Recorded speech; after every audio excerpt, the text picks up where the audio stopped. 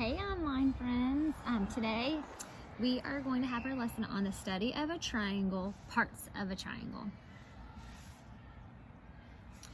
So this is a very special triangle from our geometry drawer, and if we look at it, it's a triangle, so it has three angles, three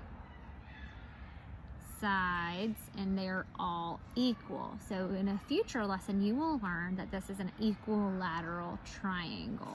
So let's talk about the parts of the triangle, and I have this one to help us. So parts of a triangle. The surface. The surface of a triangle is the parts of a plane that are limited by the sides of the triangle. So all of this right here is the surface.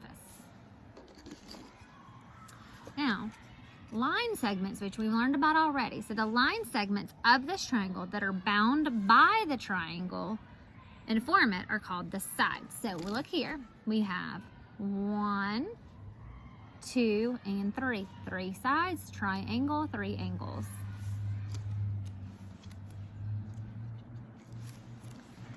Now, this one is very special, just like a square or a rectangle, because anytime I could flip it this way and it would still work, I could flip it this way and it would still work, and I can flip it this way and it would still work. That part, either whatever side it is that's on the bottom, is going to be the base, just like the base of the pyramid when we learned about nouns, articles, and adjectives.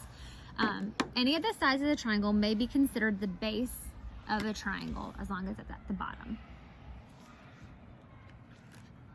Now, this is an important vocabulary word to remember, especially as you become third graders soon. So here, all the way around the outside of it.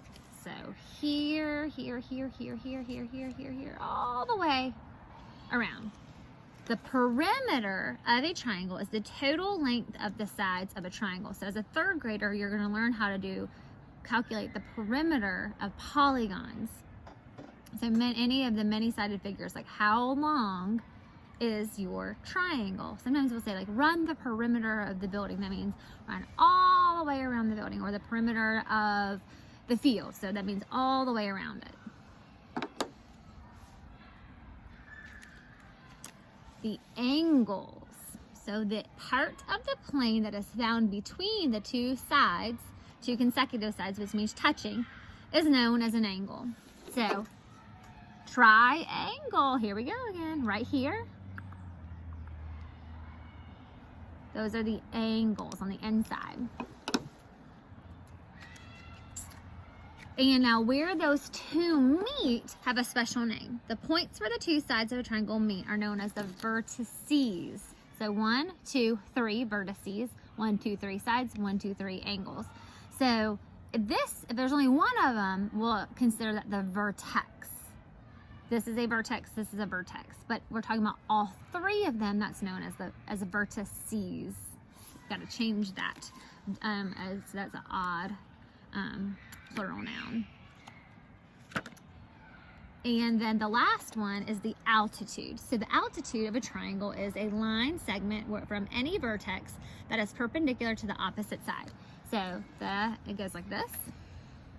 It's going to go straight down from here. But if it was not an equilateral triangle, then it would be a little bit off kilter, like this one right here. That is not an equilateral triangle, because that side right there is much longer than this side and this side. In altitude, you can remember it by thinking about if you've ever been in an airplane.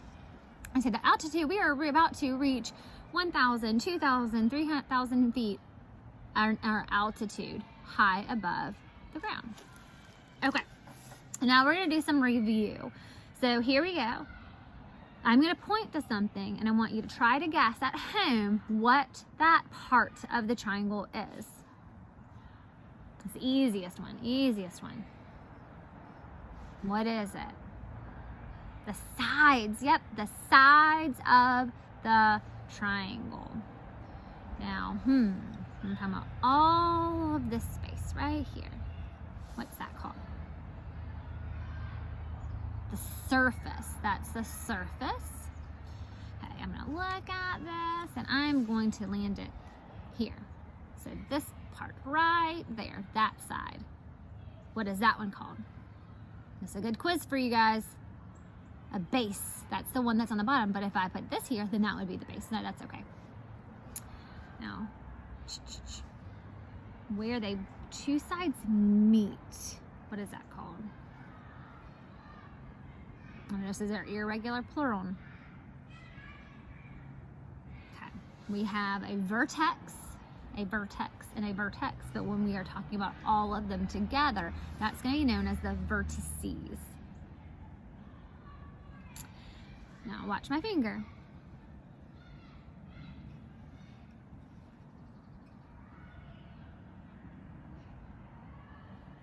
What's that called? That is the perimeter, all the way around. Actually, I have my dry erase marker, so I'm going to use that instead of my finger. So perpendicular to the base is showing how tall it is. Do you remember what that one is? How tall? The what? The altitude. Awesome. Okay. Now one more. So the vertices, vertex, sides, surface, base, but inside these two things, it form what the two line segments form is called the, what is it? The angle.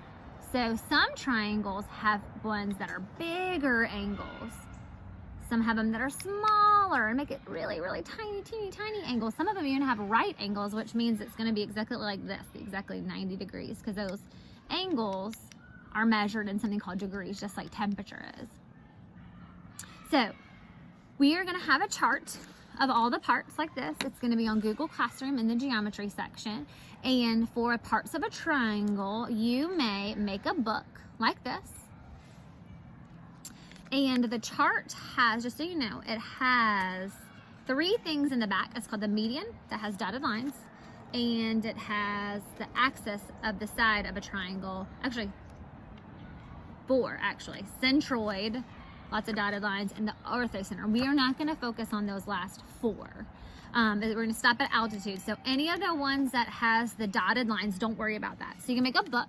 You can draw the triangles and label the parts, say the definition, or you could make a poster with it. You might get creative and get like a poster board and even like make like a flip chart of it. You could make like note cards with it. There's lots of different ideas. So if you have a different idea, you're welcome to talk with your teacher about it. Make sure that that will be an appropriate choice. But this is the parts of a triangle, and you're going to learn lots more about triangles coming up soon, and also a lot of it's going to be a big triangle year when you're in 3rd grade. So you got to get ready for that. I hope you guys have a great day.